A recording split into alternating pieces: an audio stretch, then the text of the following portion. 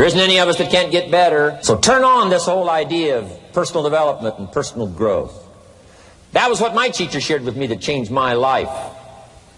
Starting a few steps from here at that convention. I'm telling you, for things to get better, you got to get better. Don't ask for it to change out there. Ask for you to change here. Don't ask for a more favorable wind. We call that naive. Don't ask for better seed, better soil. This is the only planet you got. Just ask that you can get wiser and stronger and better and be able to take care of your own responsibilities. Get better. Learn how to handle the seasons better. Let's go through them. Just get better at handling the winters. You can't change the winter. You can't change the seasons, but you can change yourself. You say, well, what can I do about the upcoming winters of my life? The challenges that I know I'm going to face. Here's what you can do. You can get wiser and stronger and better. Just make a list of that trio of words. Wiser, stronger, and better. Go home smarter than you came. Go home with more ideas than you came with. Next, get stronger. You can develop the muscle. You can develop the courage muscle. You can develop the inspiration muscle. You can develop the dedication muscle. You can get stronger. There isn't anybody here that can't get stronger. Next time we see you, may not even recognize you. How strong you're going to be able to become in language, in style, in personality, the ability to cope, the ability to handle with anything that happens, no matter what happens. And the third one is get better. We can all get better. I've gotten better. First talk I gave, I stood up, my mind sat back down. But here's the secret to my success. I stood up and did it again. I stood up and I did it again. And I did it again, and I did it again all those many years ago. I did it when I was scared, and I did it when I didn't want to, and I did it when I was ill. And I did it when it didn't work well, and I did it when they didn't appreciate it, and I didn't a lot of times when I didn't know much what I was doing. I just did it anyway. And now all these years later, I'm asked to walk on this stage with the greatest introduction I've ever had, greatest response and welcome I've ever had, the greatest opportunity I've ever had to touch this many lives with a mixture of words and heart and soul. I got better. I got better day by day and week by week and month by month. And I'm asking you to do the same thing until you can develop a long arm and a long reach. Until you can develop influence that won't quit. Touch people next year you couldn't touch this year. Touch people now you couldn't touch before. Conduct a meeting now you couldn't conduct before. Heart and soul now mixed in there that wasn't there, missing before. I'm asking all of you to get better in spite of the winters, in spite of the downturn, the money downturn, the social downturn, the personal downturn, whatever it is. Just get stronger. Get better. The key is not to wish for a better winter. The key is to wish for more strength, more wisdom, more courage, get better, get wiser, get stronger. Here's number 2. Learn to take advantage of the spring. Spring means opportunity. And we've got a fresh spring going here. It's called a spring like no other. A spring, an opportunity like no other for you. But here's the clue. Spring is not a guarantee of a harvest in the fall and the autumn harvest time. Here's what you must learn to do. Underline the 2 words if you're taking notes. Take advantage. Take advantage of the spring. Don't just be faked out by the spring because the nice weather has come and looks like everything is going to be a lot better. The winter's finally passed. The spring is here. I'm telling you, that's not going to do it for you. Just because the spring is here, it's not going to do it for you. You got to seize it with your own 2 hands and take advantage. Read the books. Study the tapes. Go back through your notes. Get ready to cash in on the spring. And now there's a sense of urgency here. Here's why. Spring doesn't last that long. Let's take advantage of it. It's called take advantage of the spring. And there's also an urgency here. How many springs have you got in a lifetime? Not very many. Life is brief at the longest. The Beatles wrote, life is very short. And for John Lennon, it was extra short. For Michael Landon, it was extra short. But it is short. There's an urgency here. Don't waste your springs. Don't just let them pass, hoping the time will pass. Take advantage Last year it was seize the moment. And I'm asking you now this season to seize the spring opportunity.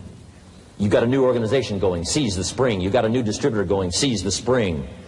You've got a new life situation going, seize the spring. Take advantage of it. Don't let it pass without giving it the best of your two hands and your attention. Number 3, first, learn how to handle the winter. Second, take advantage of the spring. Number 3, in the summer, learn to nourish and protect. We've got some major challenges now come summertime. One is to nourish our values, take care of them, feed them. Don't let them go hungry. Don't let them go wanting in nourishment and care. And then here's something else we've got to do in the summer. Defend ourselves against the enemies. Summertime is a unique time. It's a time of opportunity. It's also a time of challenge. But what else is new? It's what life is called. The last 6,500 years reads like this: opportunity mixed with difficulty. Opportunity mixed with challenge. We've got a chance to grow like never before, but I'm telling you, there's going to be many enemies that's going to try to prevent us. As soon as you plant the garden, the busy bugs and the noxious weeds are out to take it, and you've got to learn not only to nourish your values, you've got to learn to do battle with your enemies. Whatever threatens you, I'm asking you to threaten it back. Take care of your responsibility, but don't take anything off of anybody. Somebody wants to destroy your chances for a good future by their negative talk, negative thinking, putting it all down. I'm telling you, walk away if you have to. Walk away. Whatever threatens you, threaten it back. Whatever threatens your opportunity, threaten it back. Now, some of our enemies are on the outside, but here's the most important thing to understand. Some of our enemies are on the inside. Let me give you a quick list. Indifference. You got to do battle with your own indifference. Boy, it's easy to coast. Especially if you've accomplished something, extraordinary. Now, somebody says, I got to relax. Here's the key. Not too long. The weeds will take all you plant if you rest too long. Don't rest too long. Indecision. You got to make those decisions. The ones that don't turn out to be good gives you experience to make better decisions. Don't let much time go by without making some decisions. The ones that you can make quickly, make them quickly. The ones that take time, take your time. But get those decisions made. Don't let indecision be an enemy, rob you of the future, empty your bank account, leave you with zero in the purse. Don't let that happen. The next one is doubt. Sure, there's doubts on the outside. People doubt that America's going to make it. People doubt that Europe's going to make it. People doubt that Russia's going to make it, that Poland's going to make it, that Czechoslovakia's going to make it. They doubt the whole world is going to make it. But I'm asking you not to pick up all those doubts. I'm asking you to have some faith, have some courage, believe, drive your doubts into a small corner. Don't let them loose like a mad dog, drive you into a small corner. Don't doubt the future. Don't doubt the possibilities. Don't doubt the extraordinary gifts that your distributors bring to your organization. Don't doubt that. And here's the most important one of all. Don't doubt yourself. If I've got miracle working power to change my life, so do you. If I've got the ability to change, so do you. If I've got the ability to read, so do you. If I can discover, so can you. If I can grow, you can grow. If I can develop, you can develop. If I can get an invitation like I got 6 years ago, help take something around the world, so can you. If I can stand on this platform, Idaho farm boy raised in obscurity, so can you. If the millionaire team can do it, president's team can do it, walk off with the diamonds, the trophies, so can you.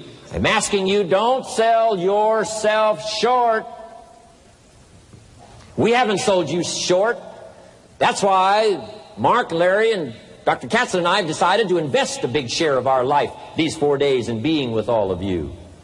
If we didn't think you were worth it, we wouldn't have showed up. We don't need to conduct another meeting. We don't need to walk on another stage. We don't need to get up early like we get up. Don't need it.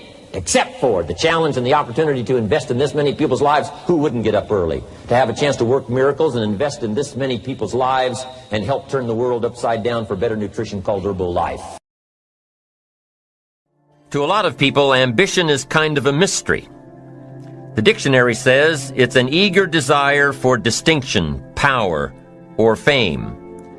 But what does that really mean? Well, let's start with the word eager.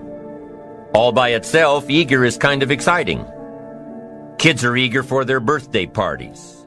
They expect to be the center of attention, get lots of presents, eat too much. I guess grown-ups are eager for birthdays too. Unless, of course, they're embarrassed that the number of candles on the cake outnumber their achievements. But we can be eager to see a ball game, eager to see our kids in a dance recital, eager to see an old friend, eager to shop for a new car. Eager sounds like a lot of fun. But do you ever hear people say they are eager to live a better life, eager to have a better family, eager to make a lot of money? Probably not.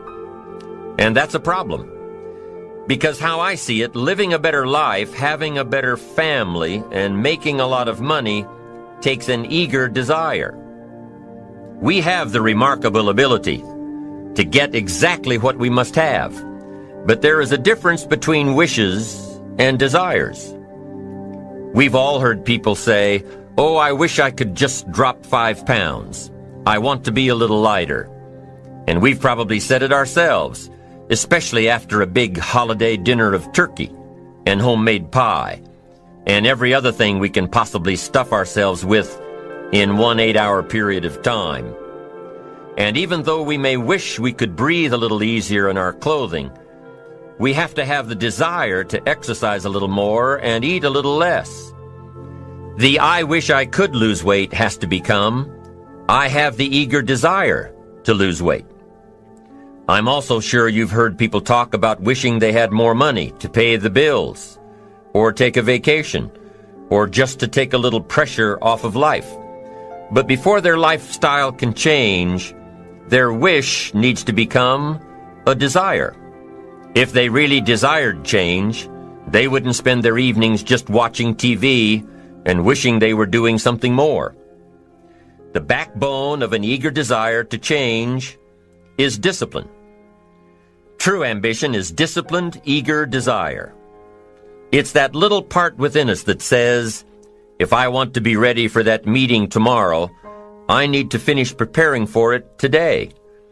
If I want to make sure I can pay for my kids' college education, I need to start saving today. If I want a better life tomorrow, I need to start working on it today. Ambition is a minute-by-minute, day-by-day mentality. To have the ambition to work towards a better family life, a newer car, a bigger house, a financially secure future, you have to live it every moment. If living a successful life was easy, I'm sure more people would be successful. If just being ambitious was enough, I'm sure all of the broke and perplexed people in the world wouldn't be broke and perplexed. While most people spend most of their lives struggling to earn a living, a much smaller number seem to have everything going their way. Instead of just earning a living, the smaller group is busily working at building and enjoying a fortune. Everything just seems to work out for them.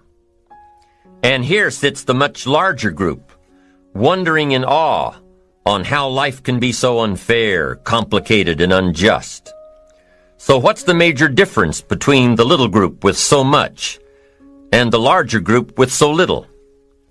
Despite all the factors that affect our lives, like the kind of parents we have, the schools we attended, the part of the country we grew up in, none has as much potential power for doing good as the ability to dream. Dreams are a projection of the kind of life we want to lead. Dreams can drive you. Dreams can make you skip over obstacles. When we allow our dreams to pull us, they unleash a creative force that can overpower everything in our way. To unleash this power, though, your dreams must be well defined. A fuzzy future has little pull power. Well-defined dreams are not fuzzy. Wishes are fuzzy. To really achieve your dreams, to really have your future plans pull you, your dreams must be vivid. One of the issues Mr. James dealt with in his lifetime was, what does it mean to be a success, a significant person? After years of pondering this question, William James described success as a combination of two things. Number one, an inner ideal which is followed persistently with courage. And number two, outer achievement related to that ideal. Let's go back to number one, an inner ideal which is followed persistently with courage. I take that to mean defining a goal and having the resolve to complete it. No matter what, I'll do it or die. Promise yourself you'll read the books until your skills change. Go to the seminars until you get a handle on it. Do it until it makes sense. Practice it until you've got it right. Don't give up until you get where you want to be, however long that is. Step by step, piece by piece, book by book, seminar by seminar, do it until. Go for it. Until is a very important word. It's magic. It means that you'll never give up. Don't miss the chance to grow, to pay the price. Until you learn, change, grow. You'll discover some of life's great treasures when you pay that price. William James' second part to success dealt with the outer achievement related to that ideal. You need both aspects to really be a success. But what Dr. James realized about his philosophy of success was that the first part is indeed more important than the second. Going for it. As long as you're working toward your inner goal, your dream, then success is possible. But once you give up your inner vision, then you can never become successful. You never will become successful. Until doesn't even matter. Now, maybe the person who's been working on a project for 10 years can be successful in his own right, if he's honestly working toward it, doing everything to make himself worthy of reaching the dream, really happy with where he is, doing it until. Then maybe he is a success. It's a personal thing, going for it one step at a time. Going for small accomplishments along the way for however long it takes. So let's think about this for a moment. What outside evidence or results or proof can be seen when you accomplish your goals one step at a time? You'll start to see things change around you, little things, not major things, but little everyday things, things you may not even notice unless you are paying attention. If you're one of those who'd rather stay up late and get up late, only to discover that your workplace doesn't fit your schedule, and you roll out of bed cursing the alarm clock every morning, maybe you could start with the little change of going to bed half an hour earlier than normal. And maybe you'll see, in time of course, you can't train your body overnight, maybe you'll find out that you jump out of bed in a better mood, and that your day will start better, and that you'll get more done, and that the people around you that caused you problems aren't so hard to work with after all. It all starts by making one little change and adding to it every day. You see, you can't change what's going on around you without first changing what's going on within you. Start changing how you look at mornings, and sure enough, people will start changing how they look at you. When you start changing how you think, how you act, how you treat others, how you treat yourself, when you start responding instead of reacting to life, life will start responding to you. I'm telling you that you can do it with your lifestyle. You can do it with your sales career. You can do it with your management career. You can do it with any part of your life. You cannot believe what can happen in such a short period of time. So you ask yourself, what small changes can I start making today? Well, you can start in your car on your way to work. If you're sitting on the highway, stop and go traffic, moving at about 15 miles per hour tops, look at the guy or the lady sitting next to you and give them a smile, or thumbs up, or even wave. Now, some people might think you're a little strange, but hey, you'll feel better. And tomorrow, when you get into the office, how about a big cheery hello to the people at the front desk? And everyone you see on the way to your office. And when you get home tonight, how about giving your wife or husband and kids big hugs instead of collapsing on the sofa? When you start with the little things that make others happy, improve their day, you'll find that these little things add up to big ones. So what happens when you start taking charge of your own personal happiness, your own life? Do you think that these little things will somehow make a difference in meeting your goals? You bet they will. You can't do it alone. You can't be successful by yourself. It's hard to find a rich hermit, you know. The ambitious person realizes that each of us needs all of us. You all by yourself may have finalized the company's marketing plan, or finished up the sales projections, or even wrote the mission statement for the year to come. Even if you did this all by yourself, you really had the help of all of those around you who tolerated and supported your need to be undisturbed, or provided service to you during the project. Maybe you should thank those people every once in a while with a dinner certificate, or a bouquet of flowers. After all, without your support team, you probably wouldn't be where you are today. You can't be successful by yourself. So thank them. Thank those around you. And let them know just how important they are to you. Be it your office personnel or your family or your friends, a thank you sure goes a long way. You don't have to worry about the winds that will most certainly blow around you, the obstacles, the negativity that will stand in your way. You don't have to worry about what other people will say. You just have to keep your mind on your course.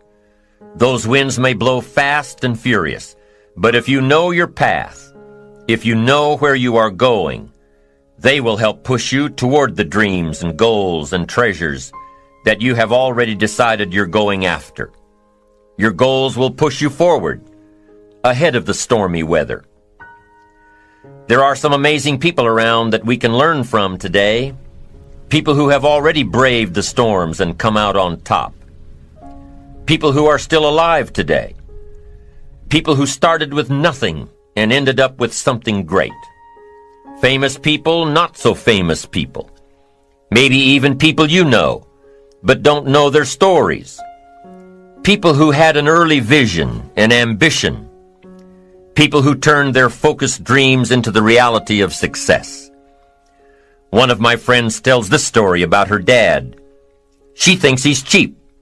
She gives him a hard time every time they go to one of those all-you-can-eat places, because he eats all he can eat, until he can't move, until he needs to take something for indigestion. But she knows where he came from, his history, and understands just why he is the way he is. He eats all he can eat because he was raised in an orphanage, a place where you had to grab all you could or you'd be hungry. But the real story behind her father is that he made himself a millionaire with nothing more than a dream. He watched his own father drown when he was 4, was taken away from his mother a few years later and put into an orphanage because he was so bad. Raised by other people, strangers. After growing up in foster homes, he decided to go out on his own.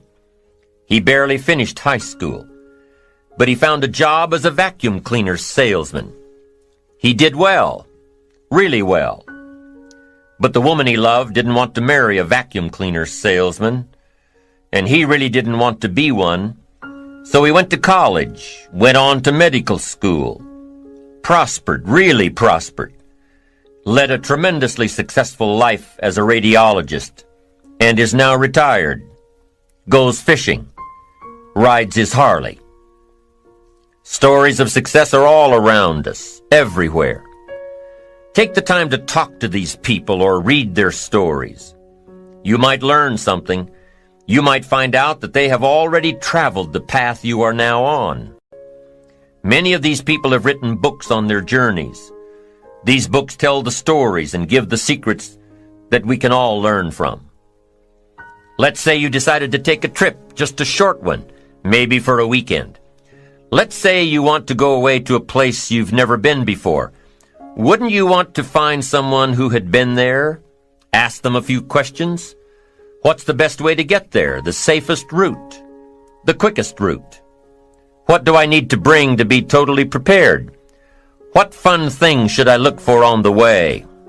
What dangers do I need to avoid? By talking with someone who has already been there, it'll make your trip that much more enjoyable. It's the same thing with life. By listening to those who are farther along in the journey you are interested in taking, and learning from their successes and failures, you just might pick up something that will make your journey that much better.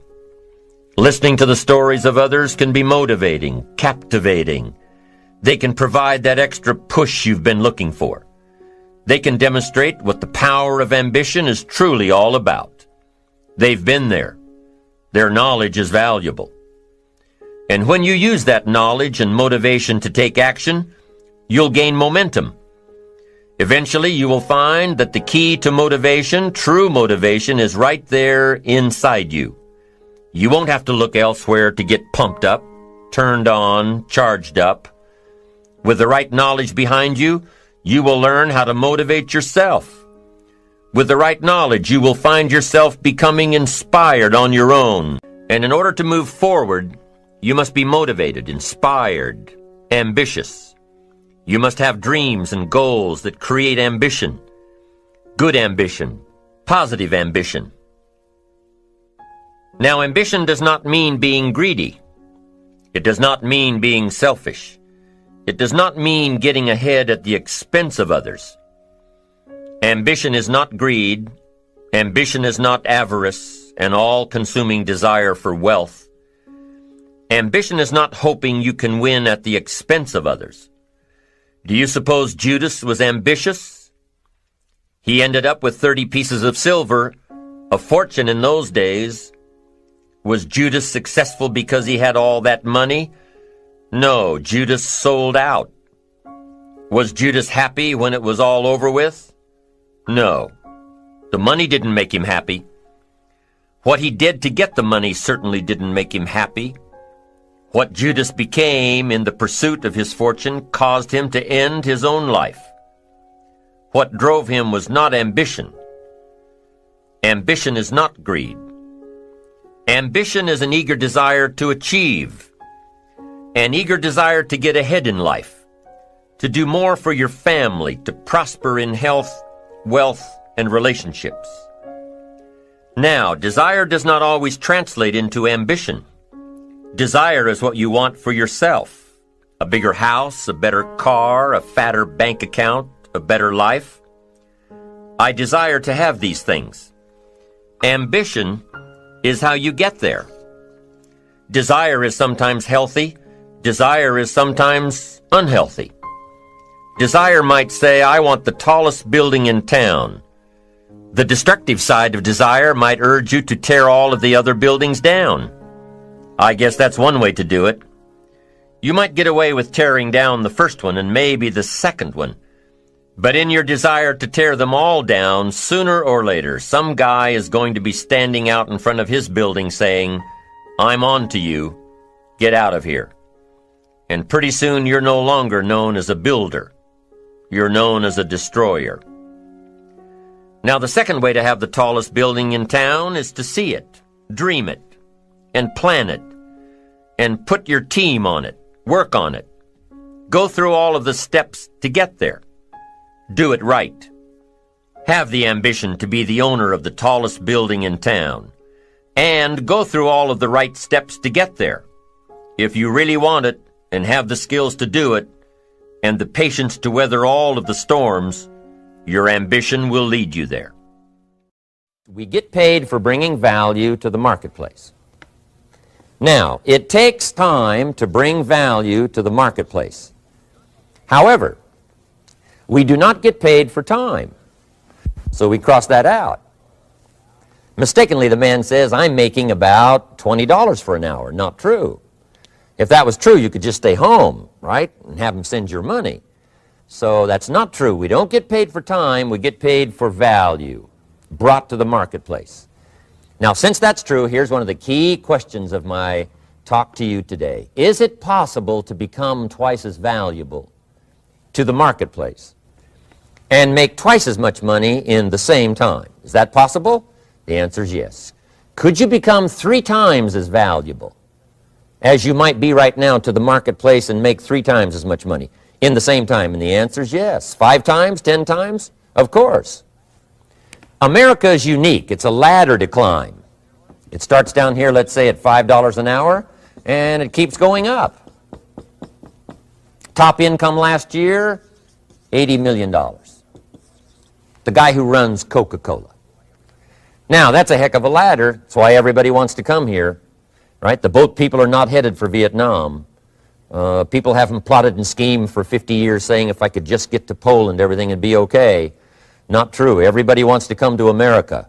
And the reason is because we've got the best wind ever blowing in our favor. We've got the best economic opportunity anybody's had in 6,500 years. And all you have to do is understand it and take advantage of it. Now, there's some key questions to ask here. Why would the marketplace pay someone only $5 an hour? Very simple answer. They're not very valuable to the marketplace. Now, we must underline to the marketplace. This person might be a very valuable brother, yes. Member of the family, valuable, yes. Valuable member of the church, of course. Valuable citizen of the country, yes. Valuable in the sight of God, no doubt. We're all of equal value in the sight of God. But if you're not very valuable to the marketplace, you don't get much money. You say, well, it shouldn't be that way. Well, then you got to start your own country. You know, this one's been in process for 200 years, and this is the best we've been able to come up with so far. But here's the key.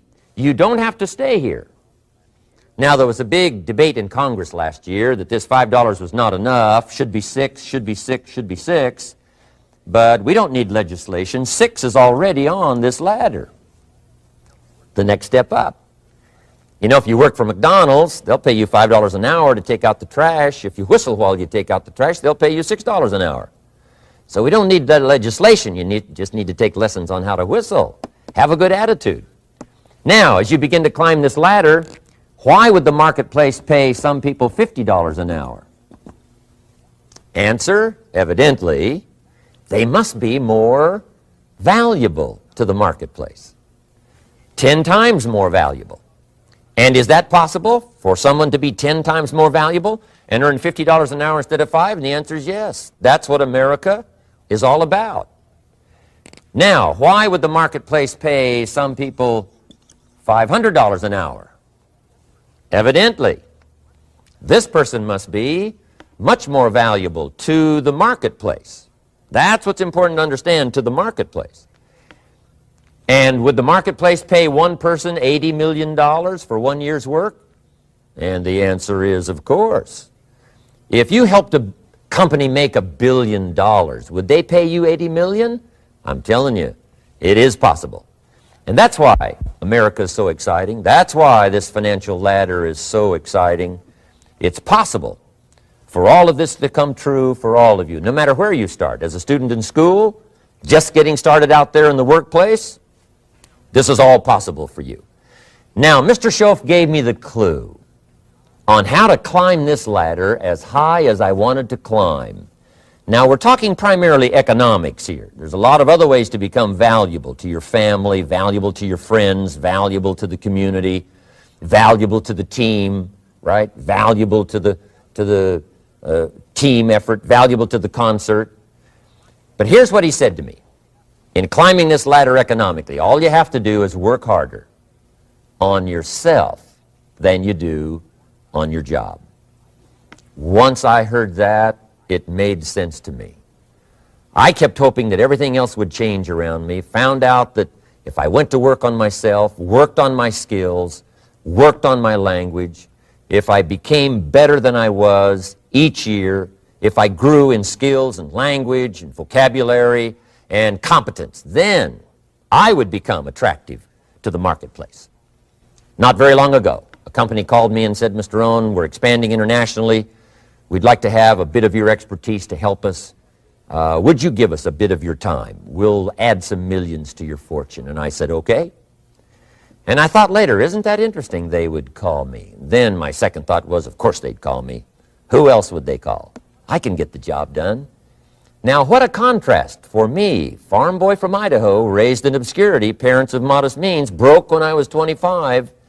How come I would get a telephone call and someone offer me a lot of money to help them in expanding around the world? Simple answer, evidently. Something happened to me between age 25 and where I am today. And I can tell you where it all started. From my teacher, Mr. Schoaf, who said to me, we don't have to change what's going on out there. That's the wind that's blowing. All we have to do is change what's going on in here. And now there's several ways to do that on personal development. And let me give you those ways. Here's the first one. We must learn from personal experience. Pretty simple. Learn from what happens to you. Take a look back over the last few months. Did you make some mistakes? How could you correct those for the future? Take a look back over the last year. Have you done it right or done it wrong? Let's correct it for the next year. Learn from your personal experience. Mr. Schoaf asked me when I first met him, he said, Mr. Rohn, how are you doing? You've been out there now 6 years. And I said, I'm not doing very well. He said, I suggest you not do that anymore. What a simple, swift analysis to my situation. He said, if you keep doing it, the next 6 years will be like the last 6. You don't want that to happen. Let's make the changes. So learn from your personal experience. Now here's number 2, why I came to share this video experience with you today. And that, I call it OPE, other people's experiences. That's me, other people. That's your teacher, other people. That's your friends and colleagues, other people. The people you meet that can pass along to you their experiences, what's happened to them, the mistakes they made, how they corrected them, how they changed their health and changed their bank account and changed their income and changed their future. That's it, other people. Now there's 2 kinds of people to learn from. One is failures. It's too bad failures don't give seminars, right? That would be valuable. Bring your notebook, have them tell you how they lost it all and threw it all away, threw their health away and threw their friendships away and things didn't work out well. That would be valuable. But now then we must also learn from positive, people that have done well. They've got the health, and so we ask them, how did you become so healthy? They've got the skills, so we ask them, how did you become this skillful? They've got the income, so we ask them, how did you get here in such a short period of time? So now here's what's important in personal development. In learning from other people, we learn, number 1, by observation. We learn what we see, we watch people that are successful in what they do. In sports, we watch their disciplines. In business, we watch their disciplines. By observation, what we can see. The reason I created this video is something that you could see someone's experiences translated for you. Second, we learn by what we hear.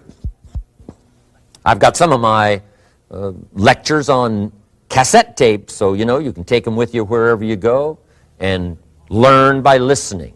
Turn your car into a mobile classroom and listen. And then listen to the sermon on Sunday morning. Listen to the lectures. Listen to the teacher. Listen to someone who's got something good to say. And then number 3 is vitally important on personal development, and that is read all the books you can possibly read in your lifetime. Mr. Schoaf got me started on my library. I've got one of the better libraries. Haven't read everything in it, but I feel smarter just walking in it. My library. At least I was smart enough to buy it. Now I got to be smart enough to read it. And then, of course, I got to be smart enough to decide what's valuable and then do it. But this one is very important. Become a good reader. Some books that helped change my life. Mr. Schoaf recommended, of course, the Bible.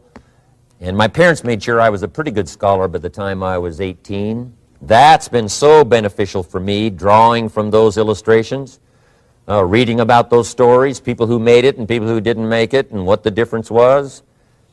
And then other books that helped to really change my life. One called Think and Grow Rich by Napoleon Hill.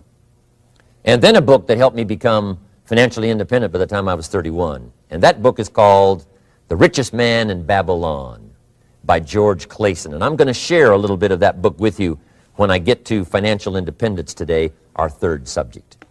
But I started reading the books, attending the classes, making sure that I got in front of people that had something good to say.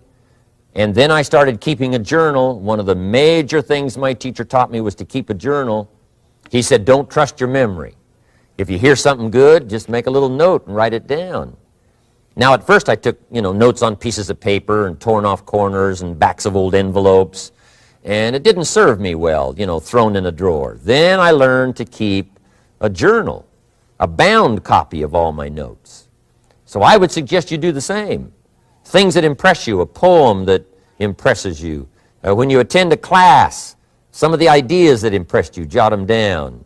You read something in a magazine, right? Some ideas. Take those out, put them in your journal. Keep a good journal the rest of your life. This will serve you well. My journals make up a significant portion of my own library.